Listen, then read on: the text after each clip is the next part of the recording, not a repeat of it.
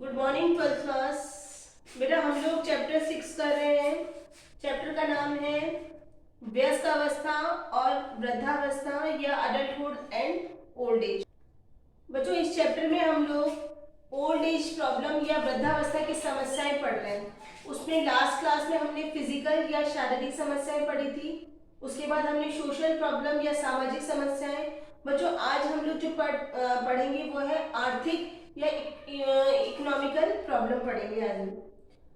अब इसमें क्या होता है बच्चों कि स्वास्थ्य जो है अगर अच्छा है वृद्धावस्था में, मतलब सेवानिवृत्ति के बाद, रिटायरमेंट के बाद अगर बॉडी सही कंडीशन में है तो अधिकतर जो वृद्ध होते हैं वो अपनी कैपेबिलिटी के अकॉर्डिंग, कि वो अपने शारीरिक सामर्थ्य के अकॉर्डिंग अपना काम धंधा करते हैं। कुछ वृद्धों के लिए काम करना आत्मसम्मान होता है कि मेरे को अपनी फीलिंग मतलब आत्मसम्मान के लिए वो काम करना चाहते हैं और वो उनके प्रतिष्ठा का भी साधन होता है। और यह जीविकोपार्जन मतलब अपनी लाइफ को निकालने के लिए एक साधन होता है। उम्र बढ़ने के साथ साथ जो बॉडी की शक्ति है, शारीरिक शक्ति कम होती जाती है, वर्किंग कैपेसिटी कम हो जाती है।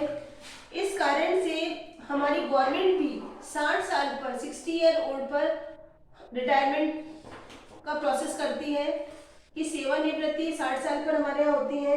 कई जगह क्या होता है कि पेंशन मिलना चालू हो जाती है, प्राइवेट सेक्शन में पेंशन नहीं मिलती, या फिर कई बार जो व्यक्ति को कई रीजनों से अपने जो फंड है जो उसने जमा कर रखा है पूरी लाइफ में वो पहले ही ले लेता है लोन में। जैसे कि उसको बच्चों के एजुकेशनल लोन लेना है या मकान बनाने के लिए लोन लेना है, शादी ब्याह के लिए, तो उस कंडीशन में उसको पेंशन भी नहीं मिलती। तो ऐसे में उसे अपनी बेसिक रिक्वायरमेंट जो होती है, मूलभूत आवश्यकताएं जो है उसको पूरा करने के लिए, खाना भोजन के लिए अपने बच्चों पर डिपेंडेंट रहना पड़ता है। और ऐसे में बच्चों कई बार क्या होता है कि कई जैसे किसी के घर में बिजनेस चल रहा है, उसके फादर उसके बिजनेस को संभालते हैं, लेकिन ओल्ड एज होने पर कि हाँ अब मेरे बच्चे बड़े हो गए तो वो व्यवसाय अपने बच्चों को संभला देते हैं, उन्हीं को दे देते हैं। तो उस कंडीशन में भी जब वो दोबारा इंटरफियर करते हैं, कोई बात कहते हैं, तो बच्चों को अच्छा नहीं लगता कि हमारे काम में कोई दखल अंदाजी करे। तो ये बात उनको बड़ी प्रॉब्लम करती है, जिसके कारण उन्हें आर्थिक परेशानी उठानी पड़ती है। नेक्स्ट है संवेगात्मक या इमोशनल। इमोशनल प्रॉब्लम ये होता है कि बच्चों जैसे जैसे एज बढ़ती जाती है संवेग तीव्र हो जाते हैं, गुस्सा जल्दी आ जाता है, बहुत ज्यादा गुस्सा आता है। तो ये वृद्धावस्था में होने वाले संवेग में एक कारण ये भी है बच्चों कि जब रिटायर्ड हो जाते हैं, सेवानिवृत्त हो जाते हैं, तो इस समय सारा टाइम वो फ्री रहते हैं। तो इस कारण से खाली समय जो होता है वो बड़ा खतरनाक होता है और वे निष्क्रियता, उनको किसी तरह का कोई काम नहीं रहता। जरा अवस्था मतलब उनकी बॉडी जो है वो रेगुलर उसका लॉस हो रहा है। और दूसरा है कि उनके मन में मृत्यु का जो डर होता है उस कारण से वे बड़े आक्रामक हो जाते हैं। कई बार कार्यनिवृत्त व्यक्ति विशेषकर अपने परिवार के लोगों के साथ अनुचित मांगे कर बैठता है। जब वो ये सब चीजें फीलिंग करता है तो कई तरह के ऐसे कभी कोई जिद कर लेते हैं या किसी तरह की कोई मतलब गुस्सा करने लगते हैं, तो वो अनुचित मांगे कर लेता है, जिसका तनाव, जिससे उससे पत्नी से तनाव और वैमनस्य हो जाता है। विचारों के मतभेदों के चलते वो अपने परिवार में पोते पोती या नातों के साथ भी उनको सामंजस्य नहीं बैठा पाते और उनसे संबंध बिगड़ जाते हैं। कार्यनिवृत्ति के पश्चात उनके पास पैसा नहीं होता तो उन्हें अपने फ्यूचर का डर रहता है कि मेरा आगे का समय कैसे निकलेगा, और वे पूरी तरह से अपने बच्चों पर आश्रित हो जाते हैं।